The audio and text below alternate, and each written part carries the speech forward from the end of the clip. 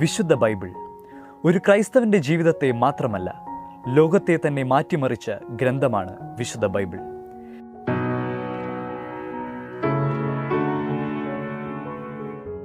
എന്താണ് Bible? Bible ദൈവവചനമാണ്. ദൈവം മനുഷ്യനോട് സംസാരിച്ചുകൊണ്ട് സ്വയം വെളിപ്പെടുത്താൻ തീരുമാനിച്ചു. അതിനായി ചില വ്യക്തികളെ തിരഞ്ഞെടുത്തു. ദൈവത്തിൻ്റെ വാക്കുകൾ തങ്ങൾക്ക് മനസ്സിലായ വിധത്തിൽ തങ്ങളുടേതായ ഭാഷയിൽ അവർ കുറിച്ചുവെച്ചു. ഇപ്രകാരം അനേകം നൂറ്റാണ്ടുകളിലൂടെ എഴുതപ്പെട്ട ദൈവത്തിൻ്റെ വാക്കുകളാണ് ബൈബിൾ. എന്താണ് ബൈബിൾ എന്ന വാക്കിൻ്റെ അർത്ഥം? ബൈബിൾ എന്ന വാക്കിൻ്റെ അർത്ഥം പുസ്തകം എന്നാണ്. ബിബ്ലിയ എന്ന ഗ്രീക്ക് പദത്തിൽ നിന്നാണ് ബൈബിൾ എന്ന വാക്ക് ഉത്ഭവിച്ചത്. ഈ പേരിന് പിന്നിൽ ഒരു ചരിത്രമുണ്ട്. ഇന്നത്തെ ലെബനോനിലെ തലസ്ഥാനമായ ബൈറൂട്ടിൻ്റെ അടുത്ത് ഗബേൽ എന്നു പേരായ പട്ടണം ഗ്രീക്ക് ഭരണത്തിന് കീഴിലായപ്പോൾ ബിബ്ലിയോസ് എന്നറിയപ്പെടാൻ തുടങ്ങി. ബിബ്ലിയോസിൽ നിർമ്മിച്ച പേപ്പറിന് പുസ്തകം എന്നർത്ഥമുള്ള ബിബ്ലിയോൺ എന്ന ഗ്രീക്ക് നാമമുണ്ടായി. ഈ പേപ്പർ കൊണ്ട് വിശുദ്ധ ഗ്രന്ഥം അച്ചടിച്ചതിനാൽ ബിബ്ലിയോന്റെ ബഹുവചനമായ ബിബ്ലിയ എന്ന് വിശുദ്ധ ഗ്രന്ഥം അറിയപ്പെട്ടു തുടങ്ങി. ഇതിൽ നിന്നാണ് ബൈബിൾ എന്ന പേരുണ്ടായത്. ഒട്ടേറെ സവിശേഷതകളുള്ള ഒരു ഗ്രന്ഥമാണ് ബൈബിൾ. ദ ബുക്ക് എന്ന പേരിൽ അറിയപ്പെടുന്ന ലോകത്തിലെ ഏക പുസ്തകം വിശുദ്ധ ബൈബിളാണ്. ബൈബിളിനോളം വായിക്കപ്പെട്ട ഒരു ഗ്രന്ഥവും ഭൂമുഖത്തില്ല. ബൈബിളിനെ പോലെ ഇത്രയേറെ പരിഭാഷകൾ ചെയ്യപ്പെട്ട മറ്റൊരു ഗ്രന്ഥവുമില്ല. ലോകത്താദ്യമായി അച്ചടിക്കപ്പെട്ട പുസ്തകം ബൈബിളാണ്. ബൈബിൾ ഒരു ഗ്രന്ഥസമാഹാരമാണ്.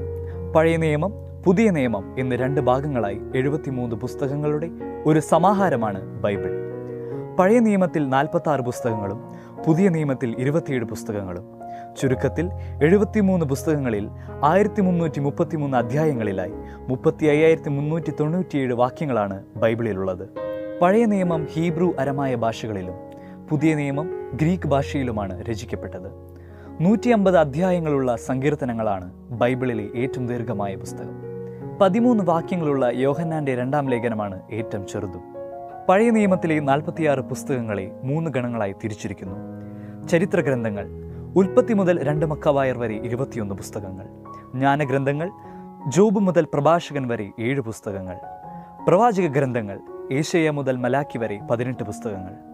പുതിയ നിയമത്തിലെ 27 പുസ്തകങ്ങളെ 4 ഗണങ്ങളായി തിരിച്ചിരിക്കുന്നു. സുവിശേഷങ്ങൾ, അപ്പസ്തോല പ്രവർത്തനങ്ങൾ, ലേഖനങ്ങൾ, വെളിപാട്. ലേഖനങ്ങളെ പൗലോസിന്റെ ലേഖനങ്ങളെന്നും കാതോലിക ലേഖനങ്ങളെന്നും തിരിക്കാറുണ്ട്. ബൈബിൾ എഴുതിയത് ആരാണ്? ബൈബിൾ ആത്യന്തികമായി ദൈവവചനമാണ്. അതുകൊണ്ട് ബൈബിളിന്റെ യഥാർത്ഥ രചയിതാവ് ദൈവമായ കർത്താവാണ്. ക്രിസ്തുവിലുള്ള ദൈവിക വെളിപാടുകളെ സ്വീകരിച്ച് മനുഷ്യരചയിതാക്കൾ ദൈവനിവേശനത്താൽ തങ്ങൾക്ക് മനസ്സിലായത് തങ്ങൾക്കറിയാവുന്ന ഭാഷയിൽ എഴുതി. 50ഓളം മാനുഷിക രചയിതാക്കൾ ഏകദേശം 1500 വർഷത്തിനുള്ളിൽ വിവിധ ഭൂഖണ്ഡങ്ങളിൽ, വിവിധ കാലഘട്ടങ്ങളിൽ, വിവിധ സാഹചര്യങ്ങളിൽ ദൈവാത്മാവിന്റെ പ്രേരണയാൽ വിശുദ്ധ ലേഖനങ്ങളിലൂടെയും വിശുദ്ധ പാരമ്പര്യങ്ങളിലൂടെയും കൈമാറിയ രക്ഷാകര ചരിത്രത്തെക്കുറിച്ചുള്ള ദൈവിക വെളിപാടാണ് ബൈബിൾ. ബൈബിൾ ചരിത്ര കാലഘട്ടത്തെ 3ആയി തിരിക്കാം. പഴയ നിയമ കാലഘട്ടം 4000 BC മുതൽ 400 BC വരെ. ഇന്റർ ടെസ്റ്റമെന്റൽ കാലഘട്ടം 400 BC മുതൽ 4 BC വരെ. പുതിയ നിയമ കാലഘട്ടം 4 BC മുതൽ 100 AD വരെ. ബൈബിളിന്റെ കേന്ദ്രബിന്ദു കർത്താവായ ഈശോയാണ്. ഉൽപ്പത്തി മുതൽ വെളിപാട് വരെയുള്ള 73 പുസ്തകങ്ങളെ കൂട്ടിയിണക്കുന്ന സ്വർണ്ണ നൂലാണ് ക്രിസ്തു. ക്രിസ്തുവാണ് വചനത്തിന്റെ കേന്ദ്രം. കാരണം വചനം മാംസം ധരിച്ചവനാണ് ക്രിസ്തു. അവനിലാണ് വചനത്തിന്റെ പൂർണ്ണത അടങ്ങിയിരിക്കുന്നത്. ക്രിസ്തുവിൽ കേന്ദ്രീകൃതമായ ജീവിതം നയിക്കാൻ നമുക്ക് സാധിക്കട്ടെ.